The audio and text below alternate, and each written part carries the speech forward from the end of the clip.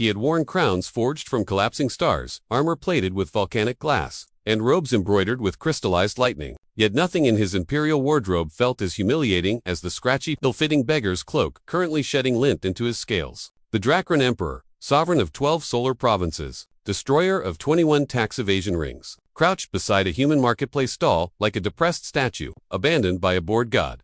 He kept shifting because the cloak itched. His claws itched, his dignity itched the most. But this was tradition. Drakran emperors, when selecting a political bride, had to evaluate her character in secret before the formal union. Usually it involved polite observation, a few discreet tests, and maybe one staged inconvenience. But the arrival of a human bride had apparently convinced the Beggar Imperial Council to multiply the tests by 50 and lower the standards for normal behavior by a factor of infinity. He grumbled to himself, tugging the hood lower. No one was supposed to recognize him in this pitiful form. His draconic power was suppressed, his stature minimized, his wings folded so tightly they felt like cramping afterthoughts. He looked like a lanky traveler in need of a meal and a mildly competent laundry service.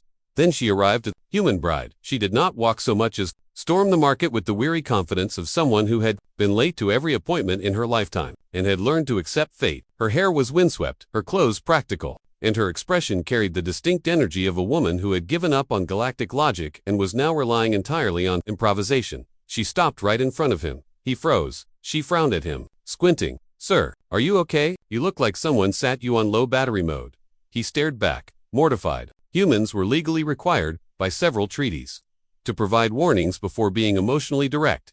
She crouched, bringing herself to eye level. "Are you hungry? Or just existentially done?" He opened his mouth to deliver a dignified, rehearsed response appropriate for an undercover sovereign. It came out as, "I am functioning within acceptable parameters."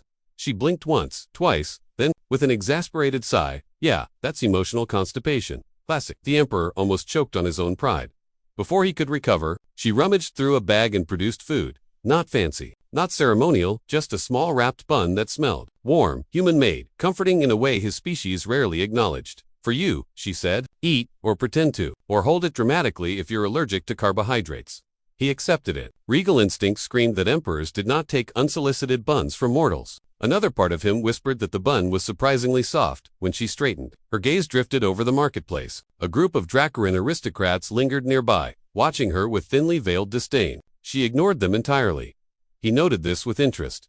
Humans usually sensed draconic nobles the way prey sensed predators, but she carried on like she was too tired for interstellar politics. Then she turned back to him. "Why are you sitting like that?" "Like what?" "Like a morally conflicted gargoyle." He almost combusted on the spot. She didn't stop. "You're either hiding, thinking too hard, or waiting for someone to rescue you from your own thoughts. All dangerous hobbies. Dangerous indeed." He found her directness disarming. No fear, no suspicion, no attempt to flatter him. She treated him like an equal, or possibly, like an emotionally wounded stray. The bun in his hand suddenly felt heavy. Humans, he recalled from diplomatic briefings, often expressed affection by nagging. This had been flagged as both endearing and catastrophic.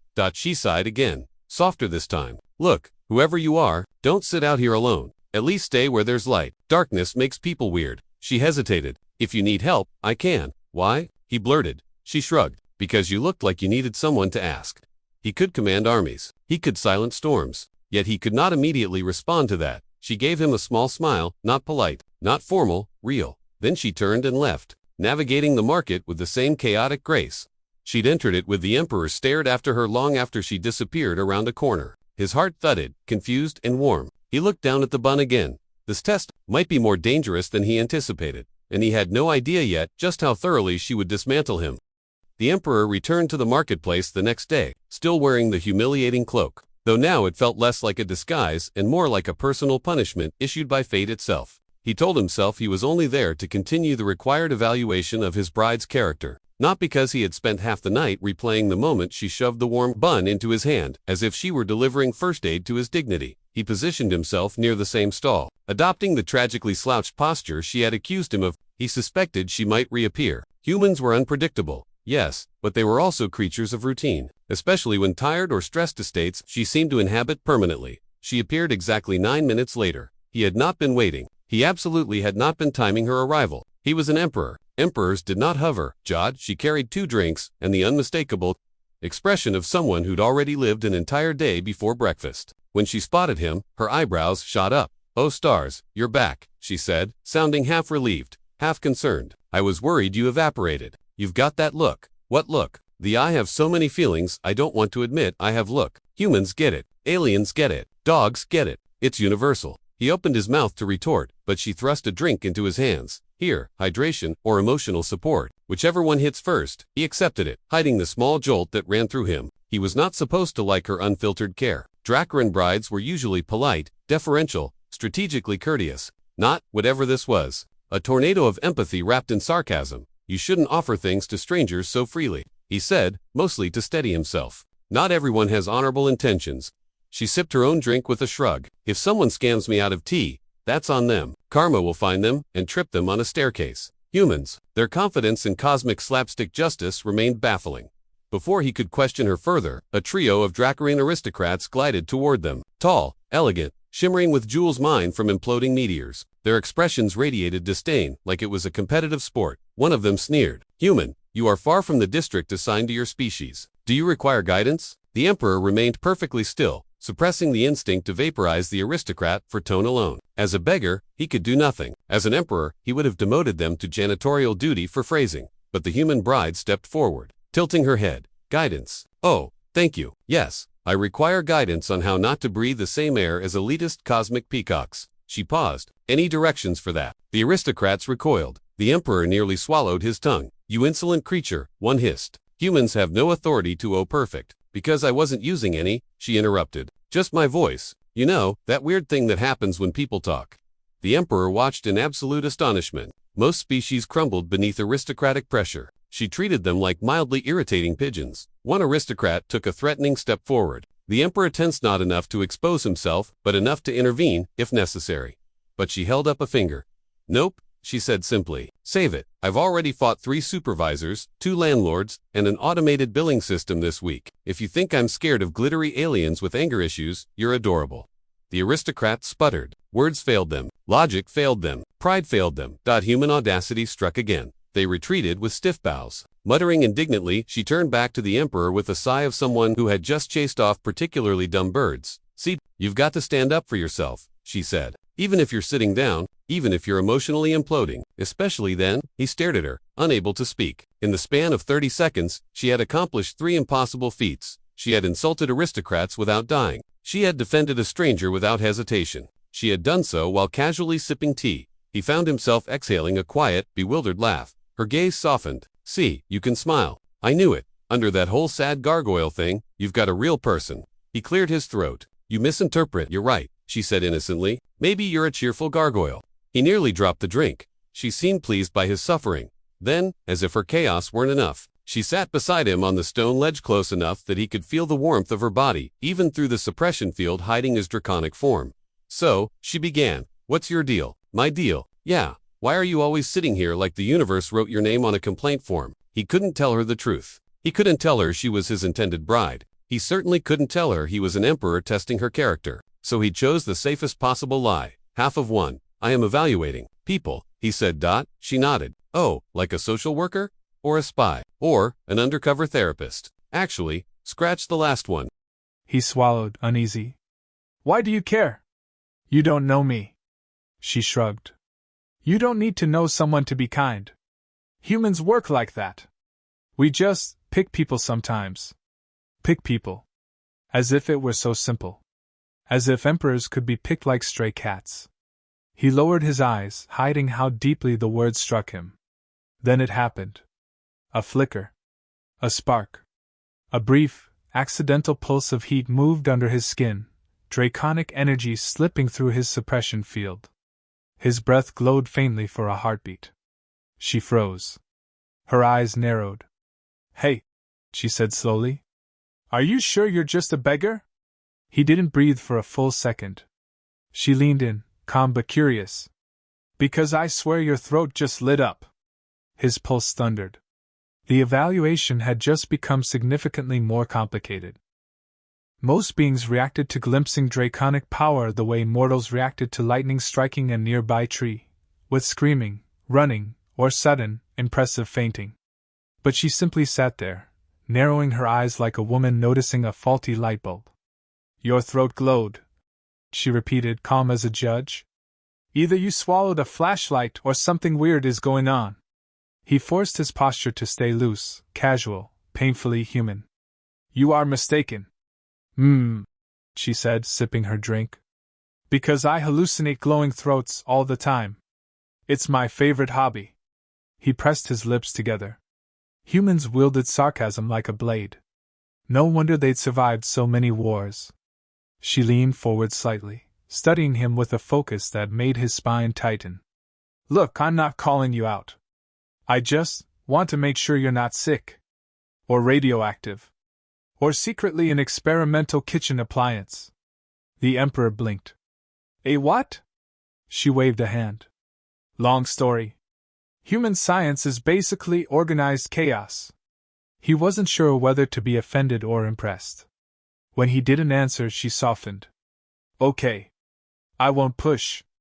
But if you need help with whatever glowing throat situation you've got going on, I'm not going to freak out. He stared at her. Truly stared. Most species require delicate diplomacy and years of engineered trust to tolerate even the idea of draconic energy. Yet this human, this tired, sarcastic whirlwind, simply accepted it like it was an overdue bill. Why? He asked quietly. She shrugged. Because everyone fights something invisible.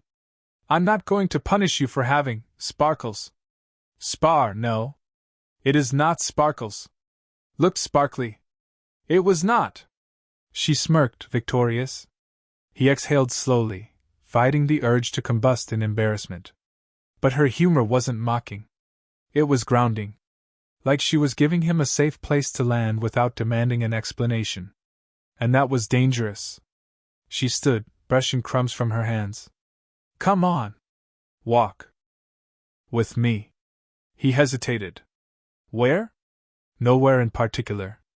Just don't sit here alone again. You look like you're haunting the sidewalk. He followed. Of course he followed, keeping his steps measured, maintaining the illusion of an ordinary human gait. She walked with the kind of aimless determination humans specialized in, confident, but with no specific destination, as if instinct alone was steering her feet. Do you have family? She asked suddenly. He nearly tripped. Family? Yeah. People you can talk to, complain to, hide from when you've said something awkward and want to burrow into the floor. He considered the Imperial Council, the High Stewards, the 12 Dracaran clans, the endless bureaucracy that called him Your Infinite Majesty, and blamed him for the gravitational collapse of their work-life balance. Not in the way you mean, he said. She nodded, unsurprised. Me neither. Not really. That's probably why I get attached to lost-looking people. Like you? Attached. He felt that word like a spark to dry tinder. They turned into a quieter street lined with small shops. Colorful banners fluttered in the breeze, carrying scents of spices and metal and ozone. She paused near a vendor selling trinkets, mostly junk, if he were honest, but humans loved sentimental objects. She picked up a tiny carved dragon, no bigger than her palm. Its expression was fierce, noble, entirely unlike his current situation. This one looks like you, she said. He choked. How? Well, he's got that I have responsibilities I didn't sign up for expression. He didn't know whether to laugh or flee. She turned the miniature dragon over in her hands, then placed it back with a soft sigh. Too expensive. He frowned. How much? A little more than a human working 3 jobs should spend on nothing that isn't edible or emotionally restorative. He glanced at the vendor, who recognized him not at all, and felt a peculiar urge. He could have declared the entire stall state property on a whim. He could have paid the vendor 1,000 times the asking price. Instead, he did something strange, something profoundly un-emperor-like. He said nothing. Because he was still a beggar. And she did not want gifts from beggars. They walked again, her pace slowing just enough to match his. Every few steps she glanced at him as if checking that he hadn't vanished or sunk into some emotional sinkhole. Most of her questions were simple. Harmless. Disarming. So, what do you do? Professionally, I mean. I oversee operations. Oh, like management? What kind? Hospitality? Security? Taxes? He nearly groaned. All of them. Oh no, she whispered, horrified. You're in administration? That explains the glowing throat. That's burnout. Burnout. The emperor of 12 provinces. Reduced to a man suffering from paperwork. Still, her concern wasn't performative. It wasn't fear. It was genuine worry for a stranger she believed was overworked and underappreciated. He tried to refocus. And you? What is your profession? She laughed, bitterly amused. Profession? More like a sequence of unfortunate contracts. I've done translation work, market mediation, galactic tutoring, basically anything that doesn't require me to join a cult or sell my liver. He blinked. Do humans often sell their organs? Only legally, she said brightly. Sometimes. Sometimes? Long story. Everything with humans, he realized, was a long story. A gust of wind blew through the alley, stirring the loose strands of her hair. She brushed it back absently, looking up at him with a softness that made his chest tighten.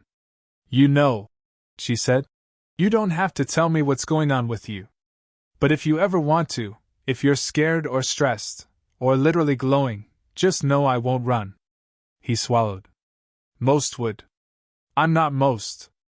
That, he realized, was precisely the problem. They reached the edge of the district, where the sky opened. Wider, bathing the stone walkway in pale afternoon light. She stopped, turning to face him, arms crossed loosely, more guarded against the wind than against him. Can I ask you something? He braced. Yes. Are you dangerous? A dozen answers rose. Imperial ones. Diplomatic ones. Lies that would protect his identity. Truths that would destroy their fragile rapport. He gave her the only answer he could live with. Only to those who harmed the innocent. Her expression softened, relieved, but not entirely convinced. Yet she didn't step back. Didn't tense. Didn't flinch. Instead, she said, Good. Then whatever you're hiding, it's not something that scares me. He felt the words like a blow to his shield. She didn't know who he was. She didn't know he was her intended partner. She didn't know he held enough power to scorch entire continents. And still she stayed. Still she cared. Still she looked at him like he was worth worrying about.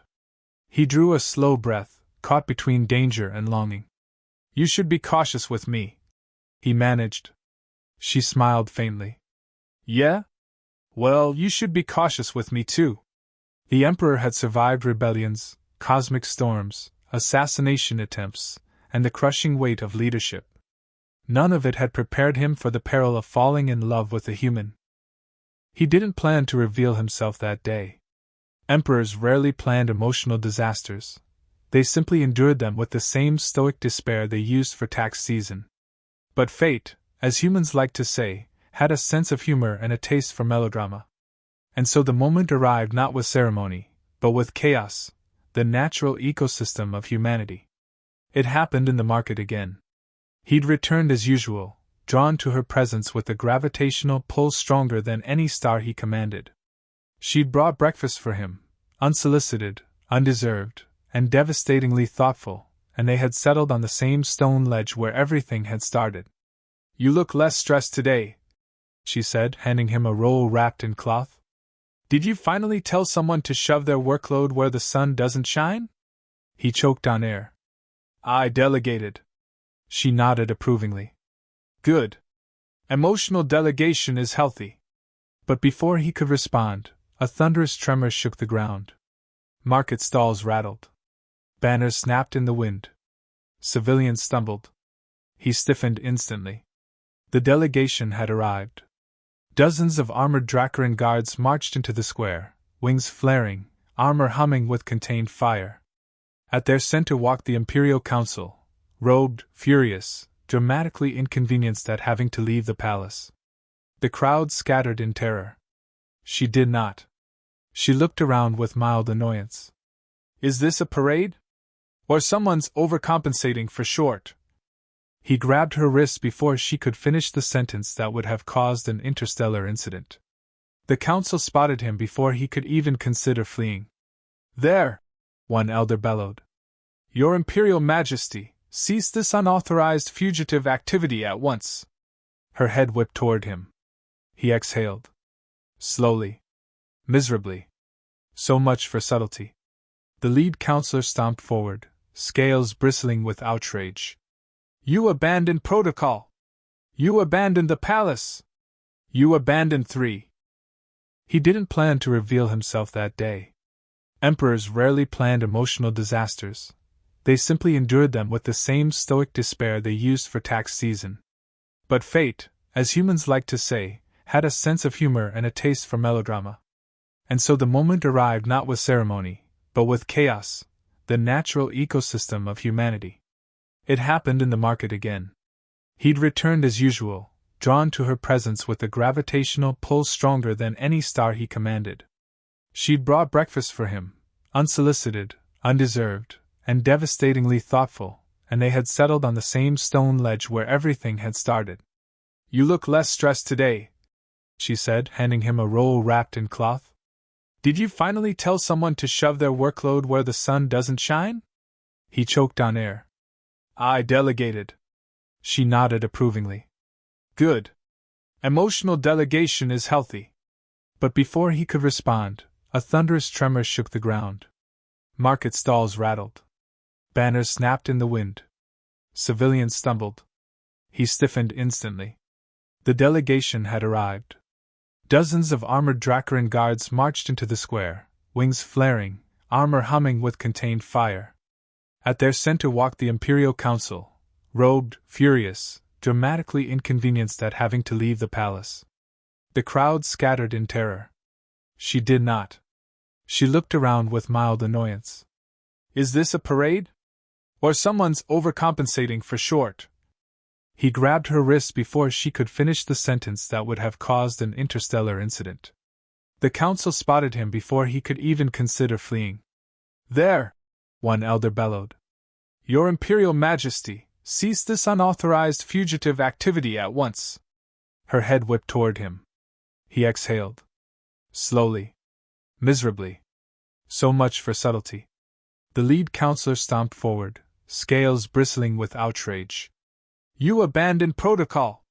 You abandoned the palace! You abandoned 3. Fine. Yes. But only if you stopped shape-shifting in public bathrooms or wherever you were doing it. And you stopped sitting in marketplaces like you're waiting for the universe to pity-hug you." He blinked. "Those conditions are acceptable." "Oh, and you're buying me that tiny dragon figurine." He smiled. "A real one. Sharp-edged and incandescent." "As you command," he murmured. Behind them, a counselor fainted from the sheer indignity. She slipped her hand into his with a quiet confidence that sent heat blooming in his chest. "Good. Because if I'm going to marry an emperor, I refuse to be the only sane person in this relationship." He lifted her hand gently, reverently. "I doubt sanity was ever an option for either of us." For the first time in a long reign filled with war and order and impossible responsibility, the emperor felt something profoundly disarming. Hope. And as the marketplace settled back into motion, as scandalized aristocrats whispered and stunned citizens peeked from behind stalls, he realized that the human beside him had already reshaped his world. Humans loved too loudly, felt too deeply, broke rules with frightening ease. And sometimes, that was exactly what an emperor needed. Diplomatic meetings, 48 memos, and an entire week's worth of ceremonial bowing. The emperor stood. Her eyes widened as he rose to his full height, no longer slouched, no longer dimmed. He was still in human shape, but power rolled beneath the surface like a caged storm. She whispered, "Oh no. You're important." He inhaled once, deeply, and let the suppression field dissolve. Heat rippled across his skin. Scales flashed through flesh. Light flared in his eyes. The ground trembled beneath his expanded weight. He didn't fully shift, not here, not now, but half his true form surfaced in a radiant, unmistakable silhouette of draconic royalty. The council bowed instantly. She dropped her pastry. He turned to her, heart pounding harder than in any battle. I am the Dracaran Emperor, he said quietly. Sovereign of the 12 Flames. Warden of. She groaned loudly. He blinked. You groaned? She covered her face with both hands. Of course you're the Emperor. Why wouldn't you be? My life can't have normal men. No. It has to be glowing, shape-shifting, overworked emperors pretending to be depressed pigeons. He almost smiled. Almost. The counselors, however, were scandalized. Human! Show proper reverence. Bow before your. But she stepped toward the Emperor instead, grabbing his sleeve. You lied to me. He winced. I withheld information. Yeah, that's the fancy royal version of lying. The council gasped as if she'd slapped the sun. Human. One sputtered. You dare. She spun toward them, eyes blazing. Oh, don't even start with me. He sat on the street for days looking like he needed emotional CPR. You think I'm going to treat him differently just because he has a title? Silence. Absolute, horrified, delicious silence. The Emperor stared at her, stunned by the ferocity of her defense. She wasn't afraid. Not of him. Not of his power. Not of the glaring reptilian bureaucrats ready to faint from outrage.